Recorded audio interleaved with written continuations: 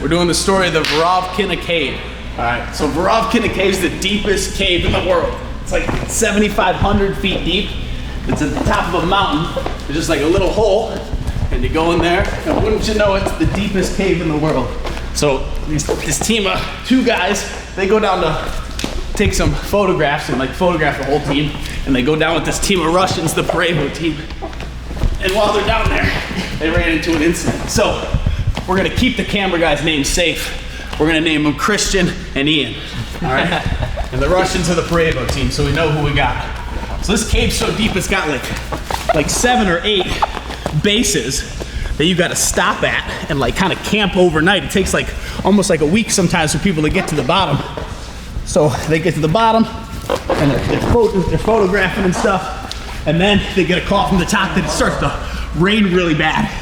And they're thinking like, we're all good, it's a 7,000 foot deep cave, it's not gonna flood and drown us.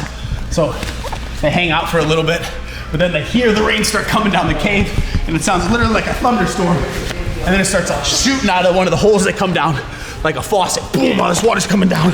And so Ian and Christian, they're freaking out like a couple pansies because they've never experienced something like this before. And the Russians are kind of like, we think this is cool. No big deal, we'll just wait. So they're chilling. And then one of the pansies, I think it was Christian, he looks down the hole and he sees the cave's filling up pretty bad.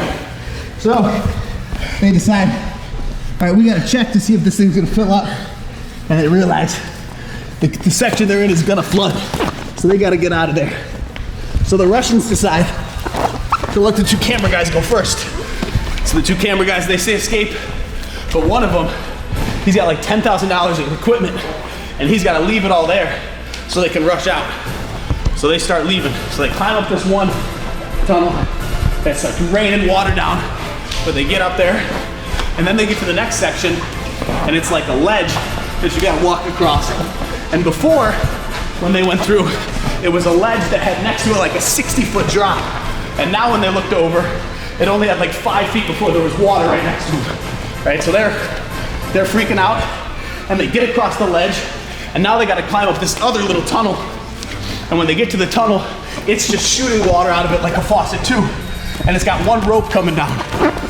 But the cave's literally like, the tunnel's literally like filled with water that they gotta climb up.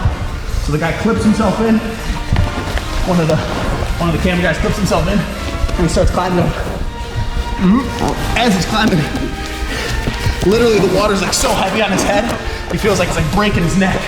But because he's got a helmet on, if he looks down, there's like a little air pocket and he can breathe.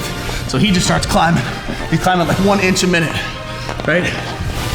And so when he gets to the top, he thinks he's still in the cave, and he hears his buddy screaming at him like, whoa, whoa, whoa, you gotta slow down. And he realizes that like, he's out of the water, and he was just like having a panic attack and climbing for his life. So he chills out, he climbs back down, and now they're in like base camp like 4 or 5, and they're waiting for the Russians. And they don't know if the Russians are gonna make it. So they're waiting for a while, and then they look down one of the holes, and they see like a vortex of water coming up the hole that they climbed up in, and the Russians are all climbing up the ropes, and they're just chilling. They're chilling so much, one of the guys is carrying like a stove and like a bunch of their equipment. He's not afraid at all. They climb all the way up to base camp 5, and when they get there, they realize base camp 3 is like a river that only has like 1 inch of air. If it's full of water, there's no way there's gonna escape. So they gotta wait in base camp 5 for like a whole nother week for the cave to dry out. Now Ian and Christian, they're freaking out the whole time. They can't handle it, right? But the Russians, they're chill, right? And after about a week, all the guys got out, and they realized that the deepest cave in the world could be a safe place, but only if you have a bunch of Russians in the camp. That's a story.